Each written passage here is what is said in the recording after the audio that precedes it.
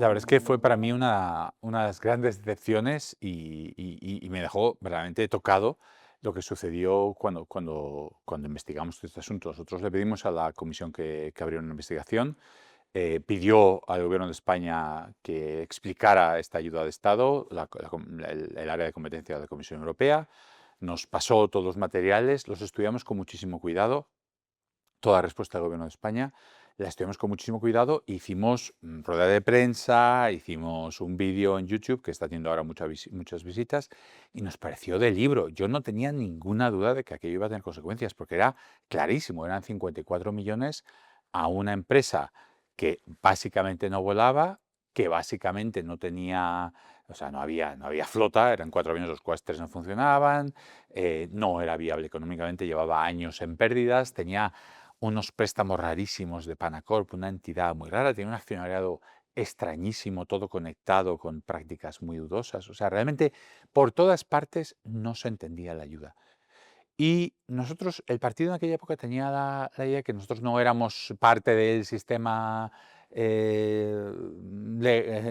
digamos, penal y que no hacíamos denuncias penales. Y nosotros fuimos por el Tribunal de Cuentas también, no lo denunciamos en la Fiscalía porque nos pareció que eso era cuestión de los órganos competentes y nosotros nuestra función era hacer una denuncia política.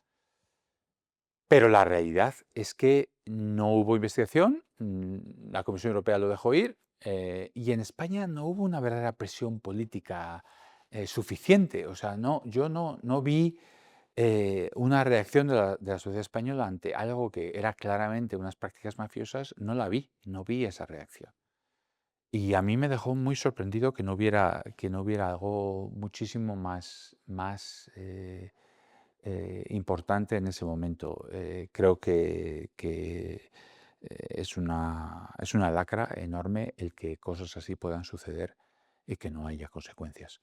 Para mí no hay ninguna explicación bien intencionada de algo tan sucio y tan horrible cuando había empresarios por todas partes en España que estaban sufriendo tanto. Yo creo que hay un caso clarísimo de corrupción sistémica. Yo diferenciaría este caso en el que claramente se ve la mano del crimen organizado de los otros casos en los que se ven a unos mataos más o menos pues pidiendo mordidas por todas partes. El primer caso me parece que va a alcanzar muchísimas, el de Plus Ultra va a alcanzar, yo creo que tiene ramificaciones muy graves, como vemos el caso de que estén las fiscalías francesas y suizas metidas. Los otros casos también son gravísimos, no les quiero quitar ningún ápice de falta. De hecho, efectivamente, tenemos corrupción sistémica desde el punto de vista de que si ves quiénes son los superiores de cada uno de estas diferentes tramas de corrupción, realmente solo nos queda el señor X encima. Quiero decir, tienes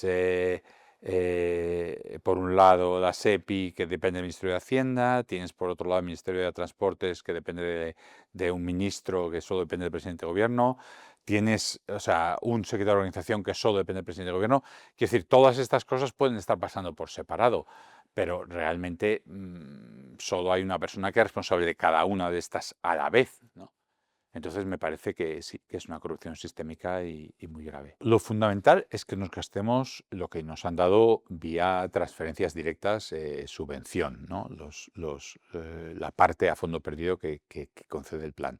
No es obvio que lo vayamos a poder gastar. Vamos a ver, en mayo del 26 se acaba, los ministerios están intentando acelerar para poder llegar, pero es muy probable que haya que devolver dinero. Eso sería gravísimo. O sea, ahí sí que realmente sería un problema muy grave. Y lo vamos a saber en mayo, junio del 26. El gobierno está negociando para tratar de extender plazos y tal, pero la realidad es que ese es el plazo.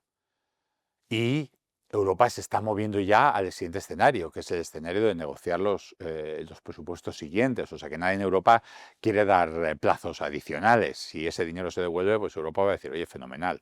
Entonces, eso va a ser un problema. Ahora, esta otra cantidad que usted me dice son préstamos. El que España no haga uso de estos préstamos es un problema. Sí, hombre, nos permitiría tener una financiación asegurada si hay un apretón en el mercado, nos permitiría tener acceso a esa financiación en condiciones un poquito más favorables y en ese sentido es bueno.